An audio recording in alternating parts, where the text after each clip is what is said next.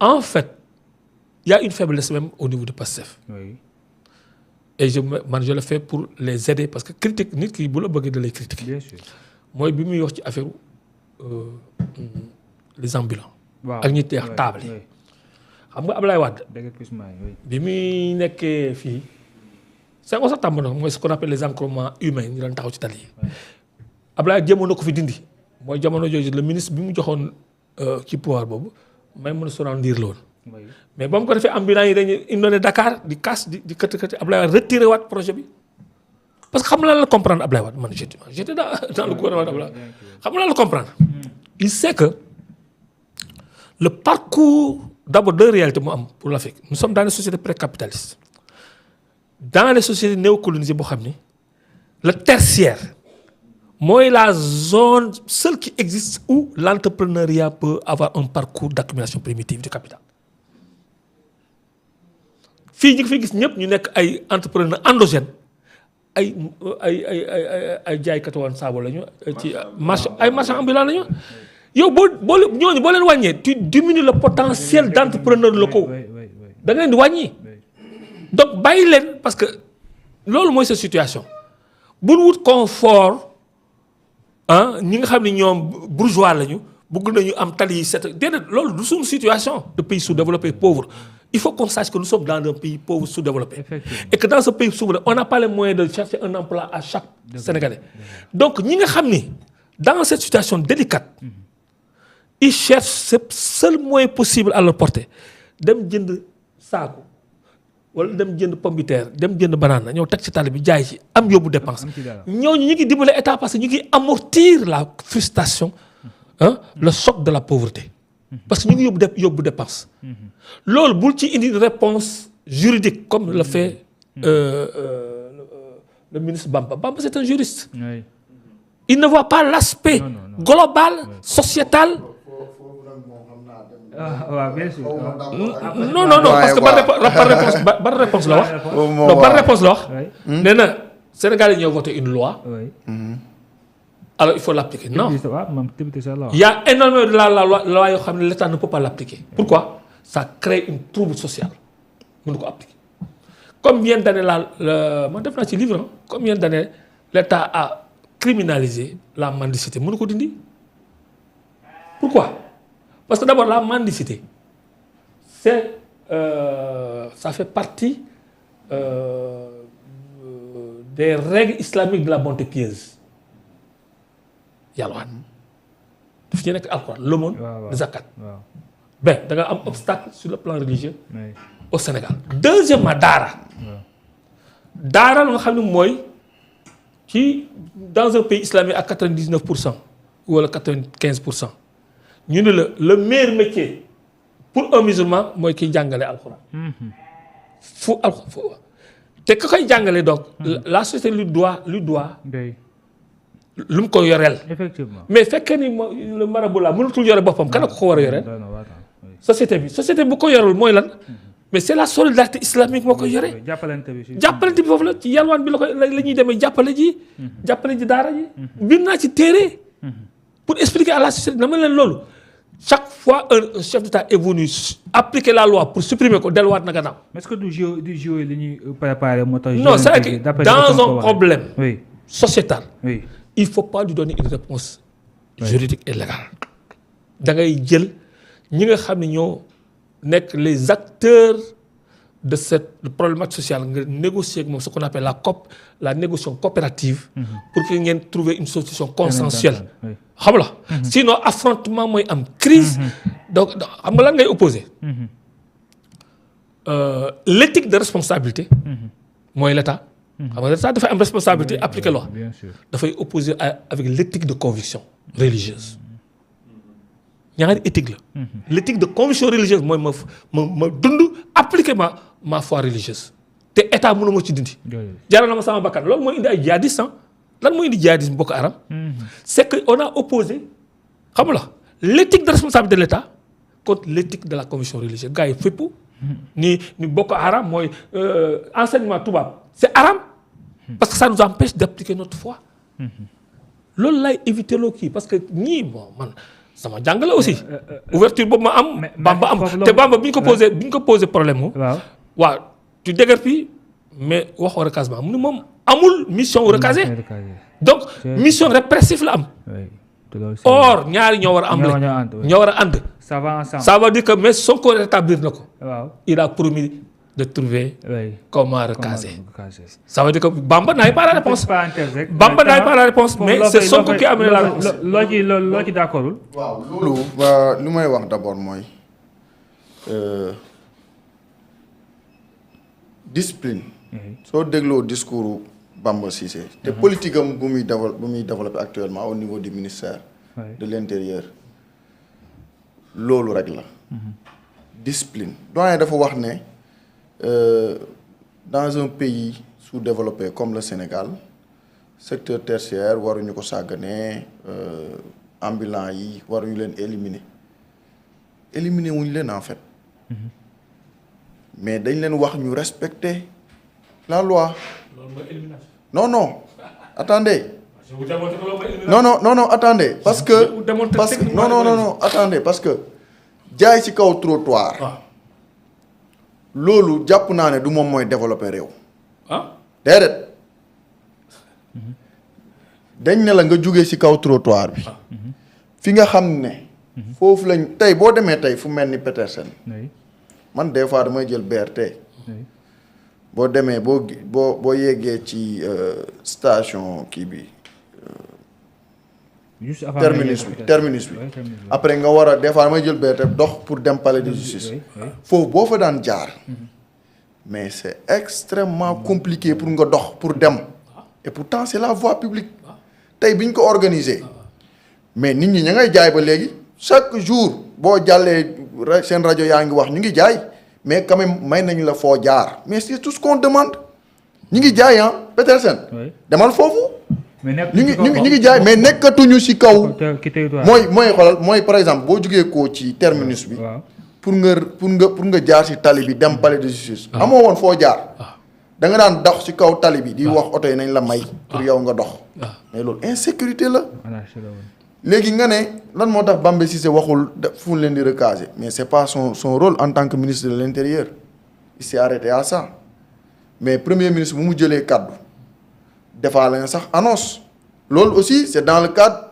de la communication institutionnelle ñoom ñoo xam démb nan la ñu defee seen planification kii mooy wax lii kii mooy Bamba Cissé koo fekk tey mu naan danañ leen recaser marché tel marché mu ngi dugg ci champ yoo xam ne nii ce n'est pas son domaine à moins que le premier ministre jox ko instruction expressément que mu wax ci loolu c'était pas son rôle hier et pour ñëwaat si la mendicité boobu c'est organisé parce que bu ñu fàtte ne Sénégal modèle la boo xam ne c'est un modèle exemplaire en matière de législation ñun saa bu ñuy légiférer dañuy jël en compte les réalités sociales dañuy jël en compte nos valeurs et coutumes tey mendicité boobu dañu ne dans les lieux yi nga xam ne c'est dédié à la mendicité am na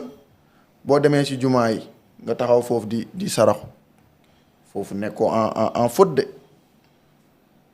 soo demee ci disposition yi prévoir mendicité boobu def ko contravention ça délit mais contravention la foofu noonu dañ ko encadrer boo demee ci mosquée yi di saraxu kenn du la fa fekk ne la waroo fa taxaw di saraxu mais même démb le premier ministre évoqué na ko nee na peut-être sax ministre de l'intérieur waroon na yaatal kàddoom ci mendicité parce que du affaire de ambulant kese réew mi nag suñu buggee nag mu dox doyen xam naa ne yow ku bëgg Sénégal nga parce que depuis boobu ba léegi li ngay développé lépp je sais que c'est un panafricaniste averti ku am xam-xam ci lu muy wax ku ko maîtriser boo demee ba ku mel ni Wade ak ni mu amee xam-xam mu jël la def le ministre ça veut dire que am na loo xam am na foo féete woon mais man dama jàpp ne mënuñu tey di bëgg a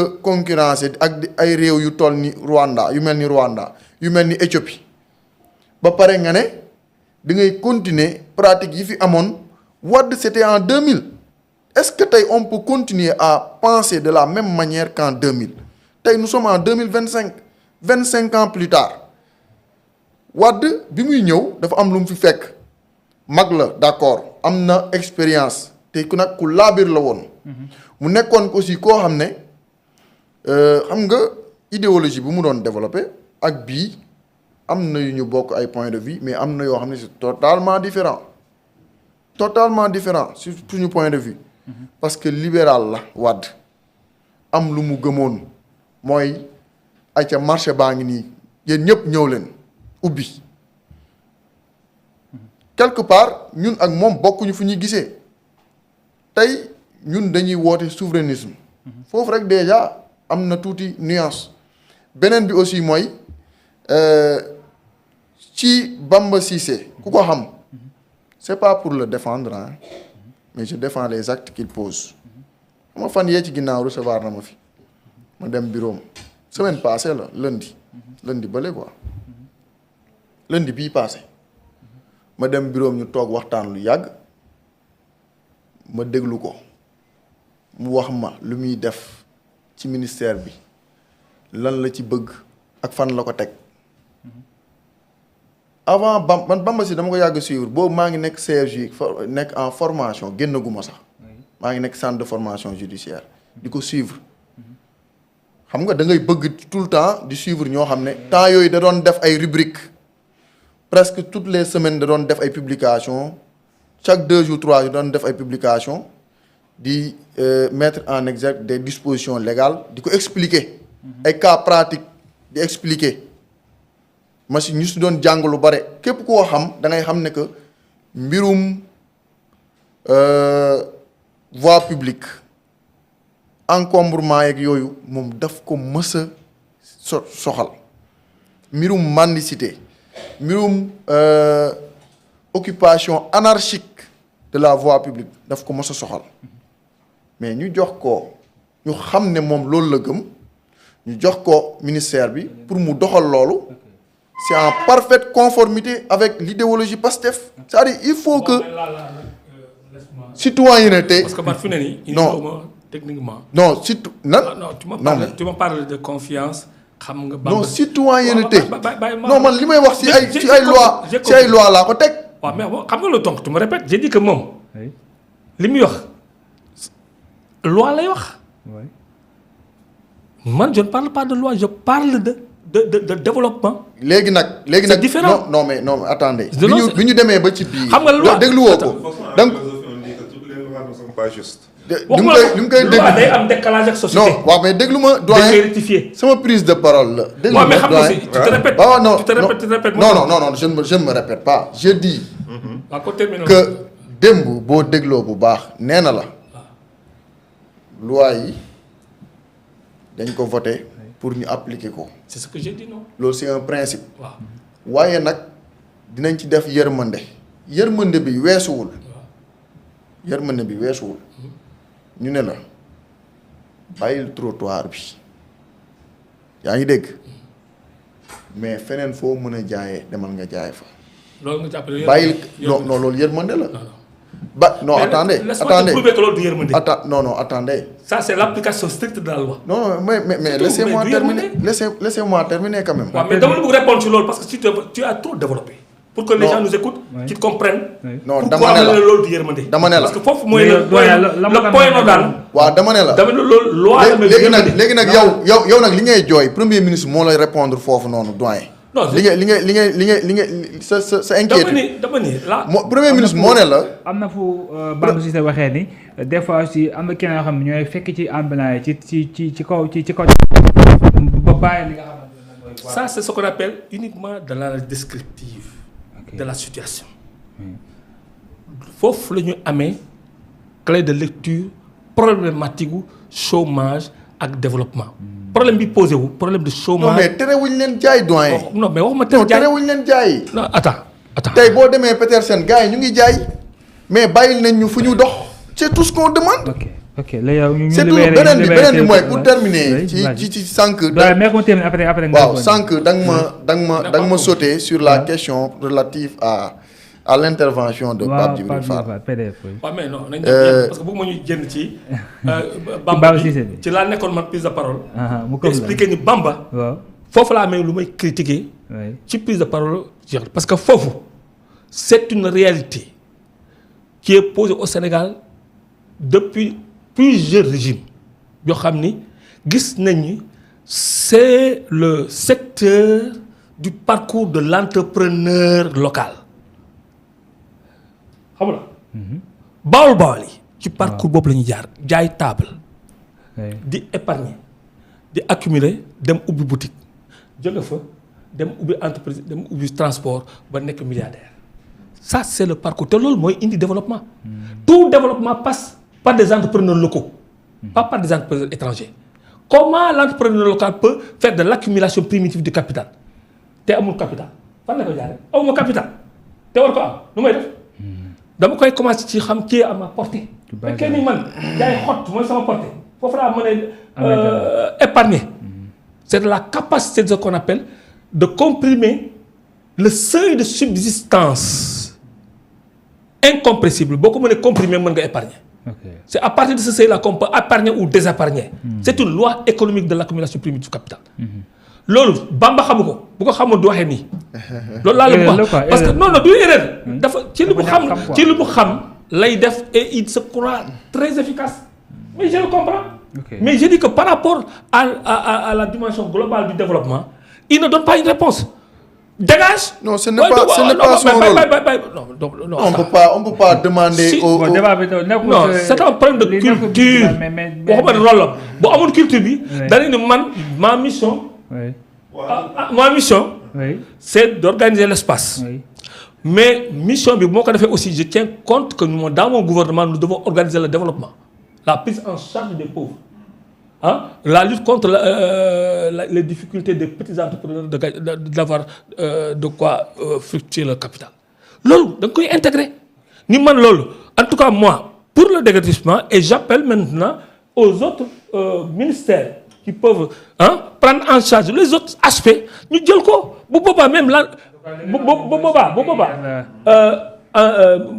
kii manifester yëpp nu nga gisee na ambulants yi was manifester ak jaay table waaw dëgg mais la plupart de ces gens-là ont voté pour Sonko. dafa am loo xamante ni dafa am gis nga. mooy voté pour Sonko de. gis nga attends ma ñëw. waaw ñooñu bul am bu ko sax Sonko. ñu gis ni Sonko amul yërmande moo tax Sonko ba mu xamee Sonko il est très intelligent. du désavouer son ministre. dans une. dans une tribune du ko désavouer. mais au fond boo décoder da ngay wax ni moom compensé na. xam na ne loolu risque la. non même bu dul dafa am loo xam dafa am le sénégalais. ak marchand ambulant. kii la boo xam virus la boo xamante ni jusqu'à l'Europe dañu am problème boobu. di nga Bamba Cissé fu mu dégager fu ne. ba mu leer. bu fa tegul ay alkaati. dañuy ñëwaat une semaine ñu ñëwaat. loolu moom loolu leer na. non xaaral rek ma ñëw même fële. xaaral am na ñooñu ñoo yore dépense su kër yi ak géej waaye dans la banlieue. waaw mais man j'habite la banlieue. waaw mais monsieur le ministre. waaw parce que tamit xam nga ordre dafa baax ci dëkk. tu vois. mais dëkk yi organisé. non ordre dafa baax ci dëkk gis nga Rwanda xaw ma Ouganda. ba ñu organiser Coupe d'Afrique bi. il y avait moment Coupe d'Afrique bi bon marchand ambulant sénégalais yi xam nga fu nit ñi daje yooyu ñu jël benn voie def ko marché mais ba championnat bi jeexee ba affaire yëpp jeex ñu continuer marché boobu léegi dañuy ñëw avertir leen ne leen lii dañ ko toléré woon parce que événement bi moo taxoon bu fekkee ni da ngeen bëgg continuer di jaay marché ngi ne le dem leen ngeen ubbi société am seen document ngeen dem jël place ci marché ba. léegi sénégalais yi dëgër bopp 1 mois ñu nekkaat fa 2e fois bi ba ñu ñëwee ay camion lañ indi. voilà attends ramasse leen. ramasse seen bagage tëj leen. waaw emprisonné leen parce que dañu violé loi bi avertiroon nañ leen. comprendre non xaaral avertiroon nañ leen.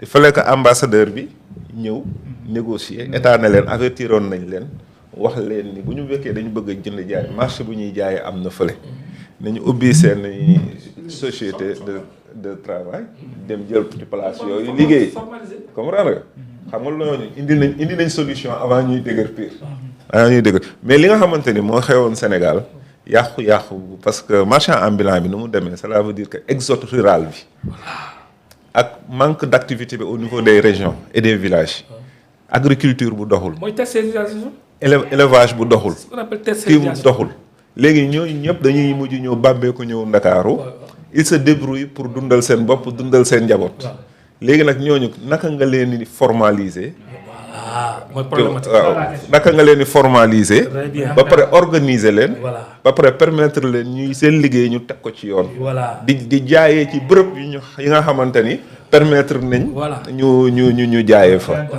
comprendre Très bien. léegi yow doo xëy suba rek ñëw indi say camion say kii ñu rek ñëw buub wala nga bàyyi bu guddi ba wàccee nga ñëw. non amul guddeex kii parce que xam la ma parce que état dafa jëlul en charge le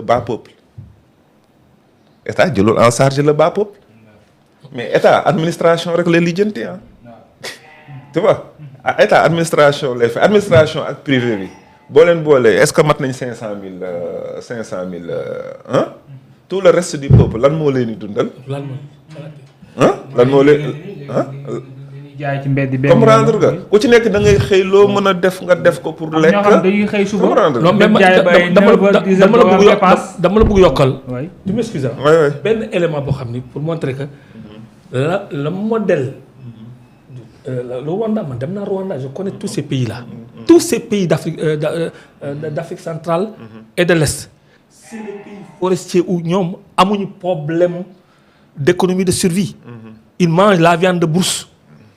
foofu il pleut presque 12 mois sur 12 fii il pleut que 3 mois. suñu bayee ba pare. tout ce qui est dans les villages. ci mel ils sont obligés de venir dañuy ñëw la seen charrette yi en ville parce que fii lay xaalis bi circuler ci commerce la ñu mën a dundee.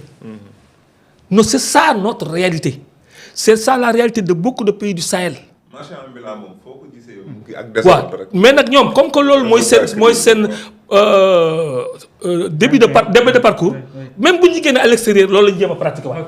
boo demee aux États-Unis dañuy lal ci mbedd yi foog ils oublient que foofu yeneen réalité la. foo dem ci àdduna foo dem ñu tegg la. mais Sénégal ñun ñoo war a xam ñun ba ñu ko defee. on a compris que tertiarisation bi informalisation bi il faut que ñu trouver un moyen d'accompagnement. balaa nga leen di dégager. wutal leen casement ba pare. sensibiliser leen. di discuter ñoom ñu xam yow jox nga leen cër ñoom it ñu mën a xam lu ñu mën a dékku. mais doo ñëw bett leen. ñëw bett. ah si. daan ci ñëwaat. dañu ñëw bett leen non da ngay ñëw. mais ñu bëri dañ leen fekk ñuy jaay ñu dégager leen. waaw mais maître ma ñëw ci yow. balaa ñuy jaay waxtu bi léegi mu jeex maître.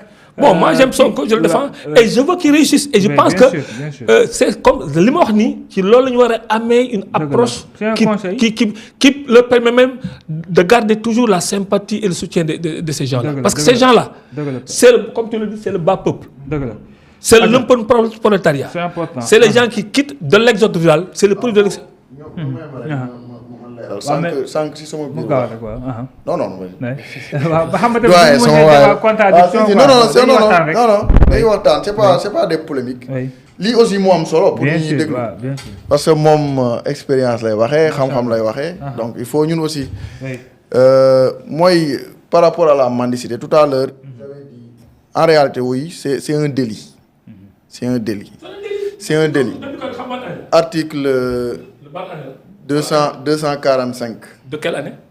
Voilà, mu ngi noonu. 245 la c'est la loi 77. donc du 9 juillet 1975. C'est là 1975. Ouais. Depuis 1975 la loi existe. mais déglul damay leerale pour ñu ñuy déglu. Bien sûr. lan mooy mendicité parce que boo xoolee article bu baax dafa ne la mendicité est interdite. xam nga bu yemoon foofu rek ñu ne non suñu cosaan. mendicité da ci bokk suñu diine mendicité da ci bokk mais article bi dafa ne le fait de solliciter l'aumône